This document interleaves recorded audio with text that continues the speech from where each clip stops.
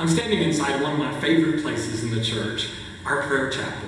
When I first got here more than 23 years ago, I spent a lot of time in this prayer chapel.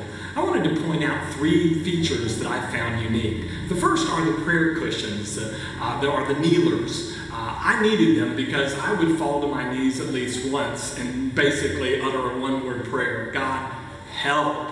I'd come to this church from a much smaller congregation. I was relocating, not just myself, but 2 older children into a new school system and a younger child, and balancing family, work, and church, and I needed the help. And things were not always easy. There were a lot of people who didn't particularly appreciate the style of the new pastor, and so I would get on my knees and ask for help. But there's another thing I want to tell you about that time. I want to point out the offering plate that was always left in here. The prayer chapel was open. Sometimes people would come in to pray and they'd leave $1 or $5 or $10 in the plate, and I would be so excited if when I was praying I saw the money, and I would take it upstairs and give it with great excitement to our treasurer, as if $10 was going to help our $100,000 deficit we had more than 23 years ago.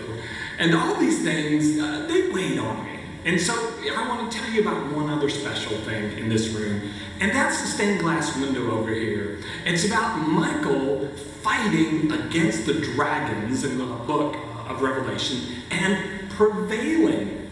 And one of the interesting things, instead of saying Michael fought against the dragons, there's an extra G, and it says Michael fought against the dragons. And I remember looking at that while I was praying, thinking, oh, how many dragons are against me. But you know, the more I prayed, the more I came in here, the more I realized the dragons just simply weren't that big. It was more my imagination. And the more I prayed, the more the dragons came down to real size, and the more I recognized the size of God.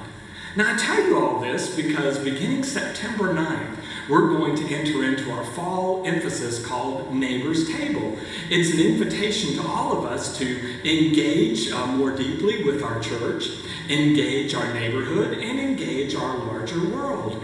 And so as you prepare along with me to engage deeply in this church, I invite you to think about places in this church that are significant to you, like this prayer chapel is to me. Perhaps the altar where maybe you got married and said, I do, or perhaps a child was baptized, or you knelt and were confirmed, or maybe your hallway where somebody caught you one day and said something that redirected you in a new way.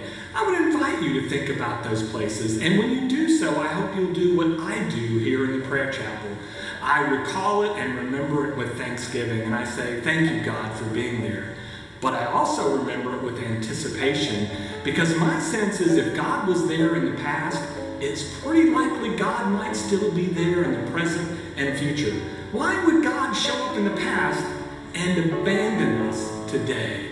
So as you come to this campus the next few weeks, I hope you'll look around at those places where you've experienced God. Remember what God has done, but anticipate what God may do, because God is still here. God